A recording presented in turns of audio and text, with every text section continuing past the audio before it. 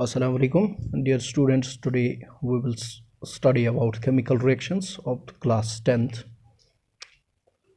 So, chemical reactions, these are the processes in which new substances with new properties are formed. Processes in which new substances with new properties are formed. Here we will discuss, in this video we will discuss only the important points, as we cannot make the big videos due to 4G problem. We cannot download or even upload the videos, so we will discuss the important points here.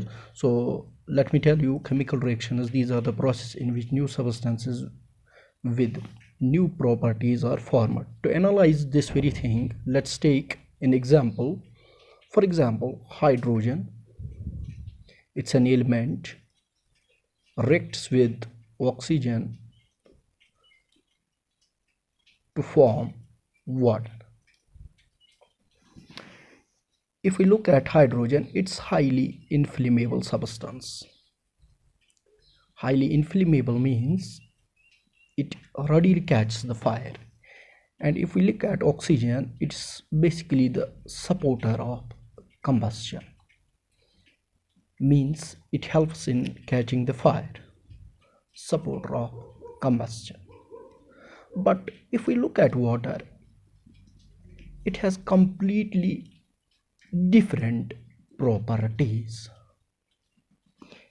Neither it's highly inflammable, nor it's the supporter of the combustion. Different properties. So it's a chemical reaction. That's why I mentioned it in the beginning that chemical reactions, these are the processes in which new substances with new properties are formed. So the property of water, that is entirely different from the property of hydrogen and oxygen. So it's a chemical reaction. So we may say that chemical reaction, it simply involves the rearrangement of the atoms in a chemical reaction. So chemical reaction basically involves two things. One is the reactants. These are the substances which take part in the reaction. For example, here oxygen and hydrogen, they are the reactants, and another substance, that's the product which is formed as a result of chemical reaction. And in this reaction, water is the product because it is formed as a reaction between hydrogen and oxygen. Or you may say that the chemical reaction, it involves the breaking of old bonds and formation of new bonds.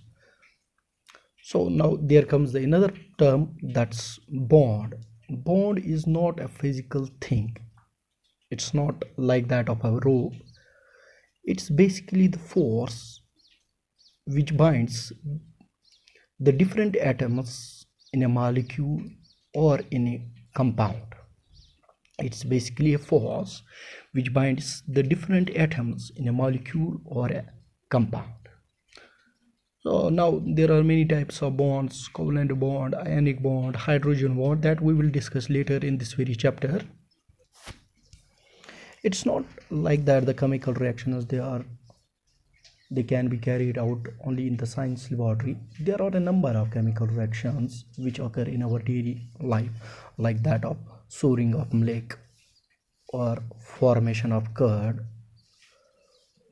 even the digestion of food, formation of curd, digestion of food, cooking of food, fermentation of grapes, burning of candle wax, ripening of fruits. Or these are the chemical reactions, or these are the processes which rather involve the chemical reactions.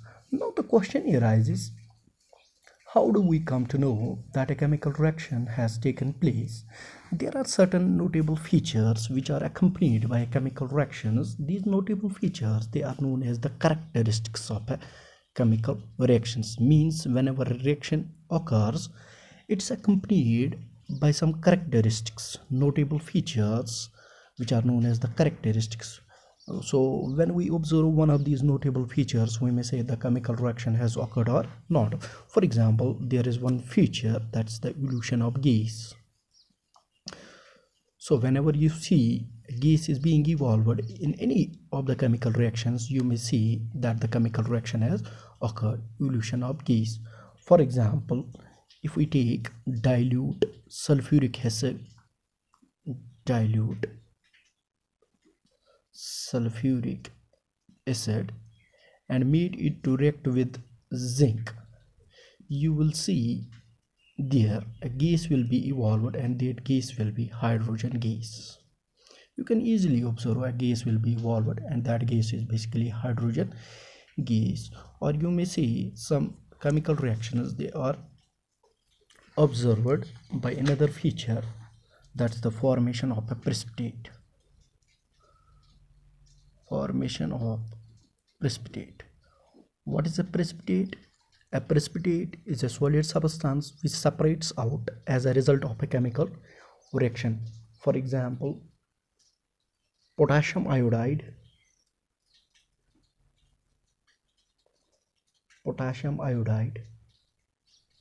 when reacted with lead nitrate,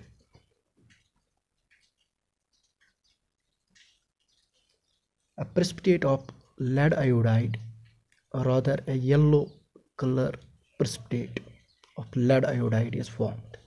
So if you made potassium iodide to react with lead nitrate, you will see a yellow color of a yellow precipitate of lead iodide is formed. It will be easily observed. Again, this reaction it's accompanied by another notable feature, that's change in color. You may say, how sir? You may question rather, change in color. Look, potassium iodide, it's a colorless substance. Lead nitrate, it's a colorless substance. And you see lead iodide, it's a colored substance. So there is another feature you may add, that's change in color. Even in this reaction, you may add another feature. Whenever dilute sulfuric acid that's made to react with the zinc, this reaction is also accompanied by change in temperature.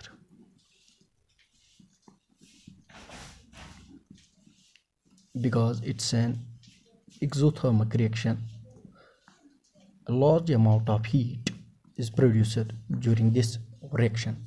So you may see evolution of gas, it's one of the features. Formation of precipitate, it's another feature. Change in temperature, it's another feature. And change in color, it's another feature by which you can observe the different types of chemical reactions, whether they have occurred or not. There is another feature, that's change in state. Change in state. For example, if you made the wax to burn, if you light a candle, you will see water is formed plus carbon dioxide is formed. So wax, it's a solid substance, water, it's a liquid substance, and carbon dioxide, it's a gaseous substance. So there occurs change in this type of reaction. So it's also a notable feature, but this type of change, it's completely different from that of the physical change, which is not considered as a chemical reaction, which we will discuss later in this chapter. That's the difference between the physical change and the chemical change. That's completely a different topic. Inshallah, I will try to make a video on that also. Hope you will learn from this short video some basic points regarding the chemical reactions and how we can determine a chemical reaction has occurred or not. Thank you.